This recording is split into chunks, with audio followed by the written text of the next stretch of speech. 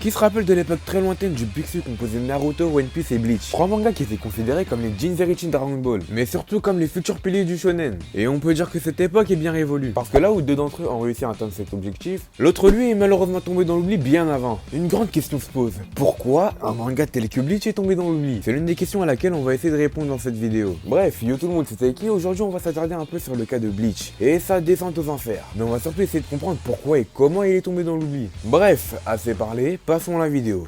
Let's go!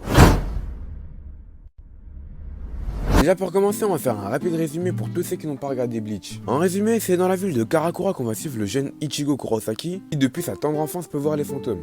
Un soir, il va faire la rencontre d'un Shinigami, littéralement dieu de la mort, venu pour abattre un holo équivalent d'un démon dans le monde de Bleach. Malheureusement, ce Shinigami va être gravement blessé suite à une attaque du holo. Complètement désespéré, le Shinigami va transmettre ses pouvoirs à Ichigo, faisant de lui un Shinigami. Et c'est après qu'Ichigo ait abattu le holo qu'on va suivre ses aventures de Shinigami. Bon, maintenant que vous avez eu un petit résumé, tout le monde sait à peu près de quoi on parle. Alors maintenant, voyons ensemble les principales raisons de la déchéance de Bleach.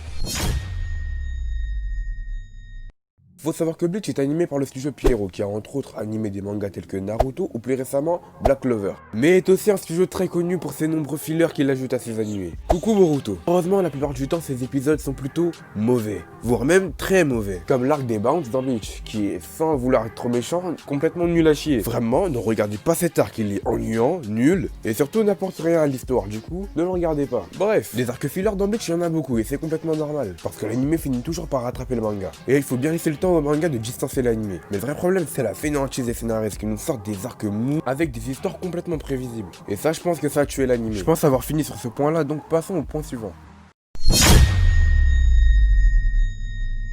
Avant de parler de l'arc final de Bleach, il y a une chose dont on doit parler. Une chose qui est bien souvent considérée comme la véritable cause de la déchéance de Bleach. L'arc Fullbring, qui en soi n'est pas si mauvais que ça, mais qui souffre d'un grand problème. Celui de venir juste après l'arc Aizen, qui était le climax du manga. On passait d'un arc au combat et aux enjeux gigantesques, à un autre avec un gars qui veut se venger parce qu'il était surveillé. Après cet arc, la popularité de Bleach était en baisse. Beaucoup ont quitté l'aventure en considérant l'arc Aizen comme l'arc final du manga. Bleach commençait déjà lentement à tomber dans l'oubli.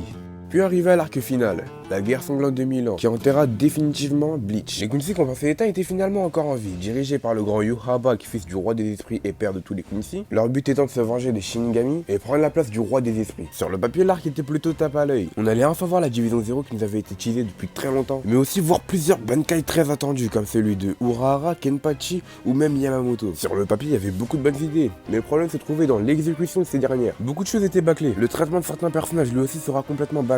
Comme la division 0 qui sera littéralement balayée par les Quincy sans qu'on ait pu les voir à l'œuvre. Seul Ishibi tiendra son rang. Un méchant à la personne de Yhwach, pas très développé. Des combats tirant en longueur, des révélations sur les origines d'Ichigo sorties de nulle part. Des gros oublis dans l'histoire comme le Bankai de Shuei. Beaucoup trop d'éléments dans cet arc sont mal utilisés ou bâclés, donnant l'étrange impression que l'auteur rallongeait l'histoire en improvisant. Et malheureusement, c'est ça qui a tué Bleach. De plus en plus de fans ont arrêté, trouvant que Bleach était devenu nul, se disant qu'il aurait dû s'arrêter à l'arc Aizen. Et vous voyez tout ça, bah ça me fait de la peine parce que j'aime Bleach, j'ai passé mon enfance dessus. Est-ce que Bleach aurait vraiment dû se terminer à l'arc Aizen? Si je devais répondre à cette question, bah je dirais que non. Si Bleach s'était arrêté à l'arc Aizen, beaucoup trop de questions seraient restées en suspens. Beaucoup de personnages n'auraient pas eu le droit à la fin de leur développement, comme Kenpachi et son Zanpakuto. Mais surtout, le manga ne pouvait pas s'arrêter là car le développement de Ichigo n'était pas encore terminé. Pendant tout le manga, Ichigo n'a qu'un seul but, celui de devenir le plus fort possible pour pouvoir protéger tous ses amis. Mais il doute énormément de lui. Est-ce qu'il est vraiment capable de les protéger? Est-ce que devenir fort est vraiment la bonne solution? Qui est-il vraiment? Pendant tout le manga, on va le voir se battre avec ses doutes et voir ses doutes évoluer. Et l'apogée de ses doutes arrivera lors de son combat contre Ulquiorra. C'est après ça que contre Aizen, on va retrouver un Ichigo changé. Un Ichigo qui a viré tous ses doutes pour pouvoir protéger ses amis, quitte à y perdre ses pouvoirs. Dans le cas où le manga s'était arrêté à l'arc Aizen, il n'aurait donc pas pu tenir la promesse qui s'était faite,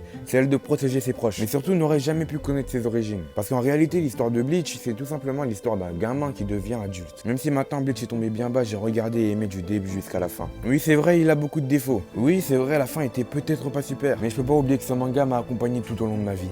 Mais surtout, je peux pas oublier tous les frissons qu'il m'a donné avec ses combats. Ichigo vs Kenpachi, Ichigo vs Grimmjow, Kenpachi contre Neitra, Ichigo contre Ulquiorra, et encore beaucoup d'autres. Ouais, le bon vieux temps.